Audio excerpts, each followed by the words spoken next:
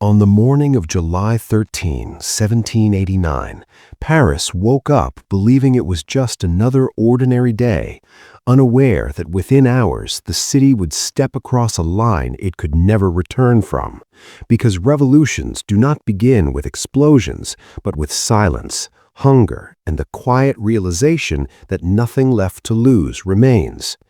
Bakers opened their shops knowing they did not have enough bread. Mothers stood in lines that never seemed to move, and rumors traveled faster than church bells, whispering that the king had called soldiers closer to the city. What makes this day terrifying is not what happened, but what did not yet happen, because the people of Paris were still following routines even as the ground beneath their lives was already cracking.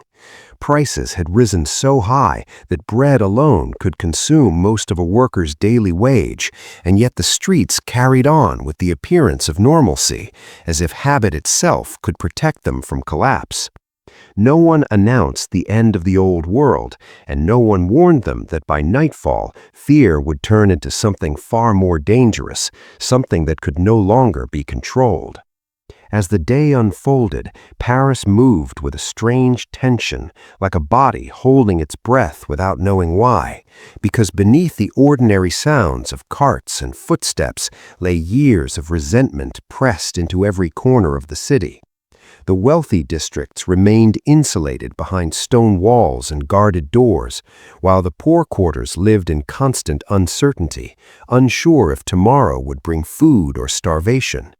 Coffee houses buzzed with conversation not about art or philosophy, but about betrayal, taxes, and whispers of troops loyal not to the people, but to the crown. Many still believed that reforms might come peacefully, that the king would listen, that reason could prevail. Yet the streets told a different story, one written in empty stomachs and unpaid labor. Men who had once argued politely now spoke with clenched jaws.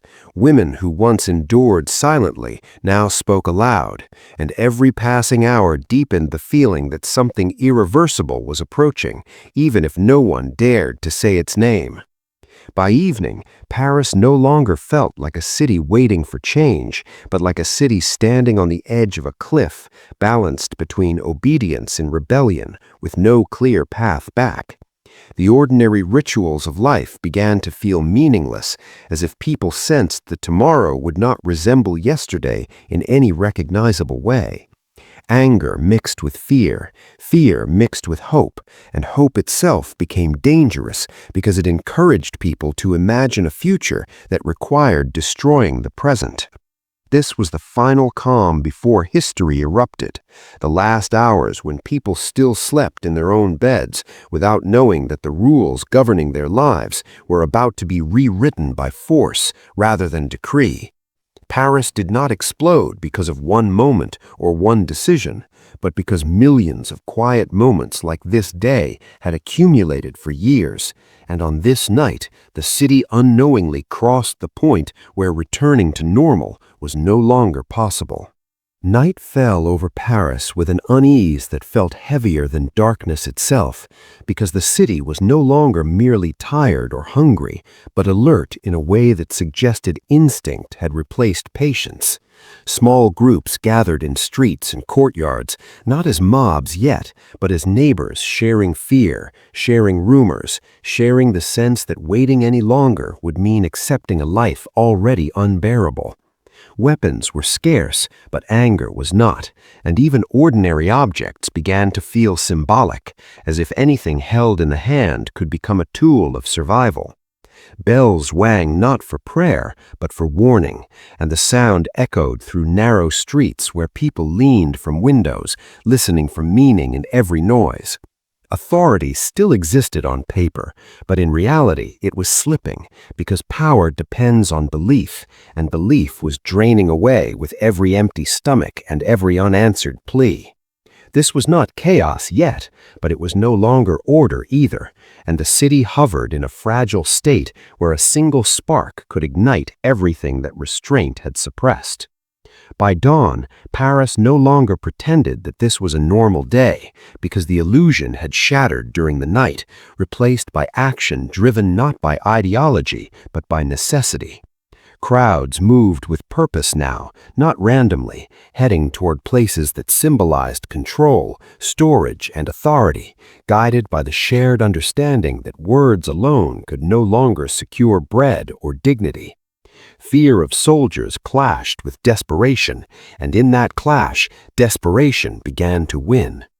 People who had never seen themselves as rebels now walked beside others with the same resolve, discovering that hunger had erased old divisions. What is striking is how ordinary these people were: craftsmen, laborers, shopkeepers, women carrying children, all stepping into history without knowing they were doing so. They did not see themselves as revolutionaries, but as survivors, pushed forward by a system that had demanded obedience while offering nothing in return. The city moved as one body, no longer waiting to be governed, but preparing to take control of its own fate. As the day advanced, the rhythm of Paris transformed completely, because movement itself became a statement, and stillness felt like surrender. The streets filled not with organized armies, but with citizens learning in real time what collective power felt like, discovering that fear weakens when shared.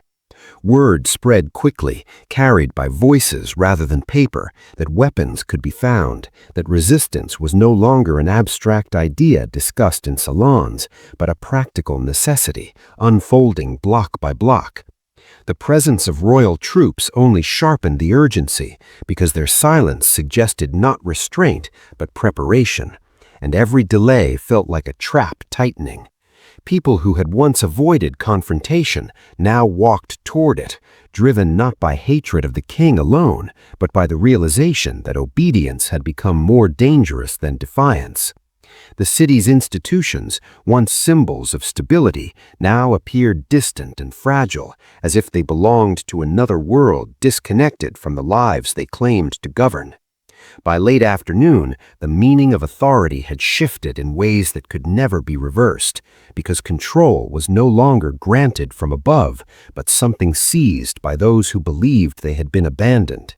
The city's pulse grew louder, faster, and more confident, as if Paris itself had decided to speak after years of enforced silence. There was confusion, fear, and uncertainty, yet beneath it all ran a powerful clarity, the understanding that returning to the old routine was no longer an option. Even those who hesitated could feel history pressing forward, leaving no space to stand aside. This was the moment when the revolution ceased to be a future possibility and became a present reality, not because a fortress had fallen yet, but because the people of Paris had crossed an invisible boundary in their minds. From this point onward, nothing that followed would be accidental, and nothing that was lost could ever be fully recovered. As evening approached once more, Paris no longer belonged to habit, tradition, or inherited authority, but to momentum. Because once a population begins to move together, stopping becomes harder than continuing. The air was thick with exhaustion, yet no one wanted to go home, as if rest itself felt like betrayal to the moment unfolding. Faces once shaped by resignation now carried something unfamiliar, a mix of fear and empowerment that altered how people saw themselves and one another. The city's geography changed in meaning, with streets becoming arteries of resistance and public spaces turning into centers of decision rather than mere gathering points. What had begun as a response to hunger had grown into something far more profound, a collective refusal to accept a future decided by distant hands. Even without formal leaders or clear plans, the people of Paris had begun acting as if they were already responsible for what came next, and in doing so, they quietly dismantled the old order before it even realized it was under attack. By nightfall, the weight of what had begun settled into the city like a truth too large to ignore, because no revolution truly announces itself until it is already unstoppable. Paris had crossed from complaint into confrontation, from endurance into action, and there was no longer any authority capable of reversing that transformation. The streets held the echoes of voices that would soon be remembered not as noise, but as the sound of history changing direction. Those who would survive this night would awaken into a world that demanded choices, courage, and consequences, while those who resisted the change would soon discover that the past no longer had the power to protect them. The revolution did not erupt all at once, but it had undeniably begun, carried forward by ordinary people who had finally accepted that the cost of doing nothing had become higher than the cost of everything that followed.